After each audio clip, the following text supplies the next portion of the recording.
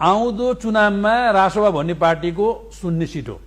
रेणु दाहालले यदि चितवनमा चुनाव हार्छ भने यो त्यसमा अर्को युद्ध हुन्छ ल।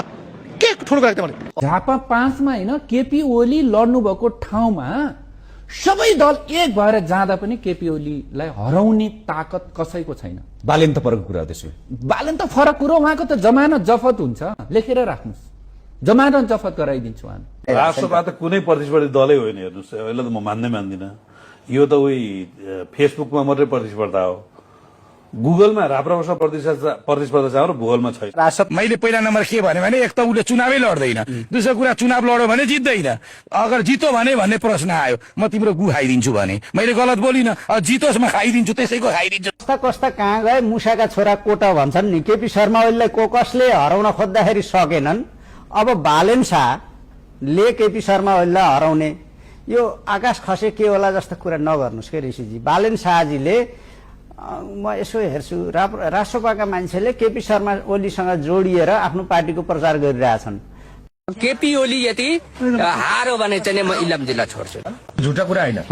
बालेन शाहले झापा 5 बाट जित्यो भने 30,000 खसी मैले दिने भाइ। फागुन 21 मा चुनाव भयो भने म राजीनामाबाट सन्यास लिन्छु। निर्वाचन भयो भने म घाँटी गाडिन्छु, घाँटी। बालेनले जित्यो भने झापामा कान काटेर म टिटी मसिनबाट टाका लाउँछु।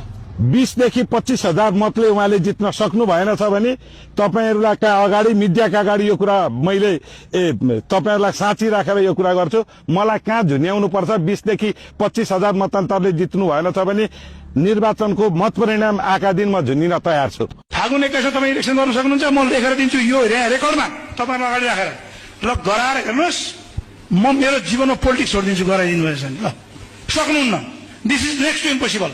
मैले त पहिले नै मेरो च्यानलबाट नै भनेको छु फागुन 21 गते चुनाव हुँदैन। जोसुकैले जेसुकै गरोस् हामी चुनाव हार्दैनौँ, हार्दैनौँ। 1,10,000 मत खस्न सक्छ। 1,10,000 मध्ये 60,000 को आसपास मत सूर्य चिन्हमा खस्छ, अरू मत अलिअलि बाँडिएला 23 जनामा। त्यही हो। रवि बालेन उहाँले च्यालेन्ज कुनै थ्रेट फिल हुँदैन चुनावी समीकरणमा? चुनावलाई थ्रेट, एमालेलाई, कांग्रेसलाई थ्रेट चुनावमा के गर्नुहुन्छ तपाईँ? फेरि पनि एमाले सरकार, फेरि पनि ओली सरकार, फेरि पनि पुराना भनिएका पार्टीहरूको सरकार।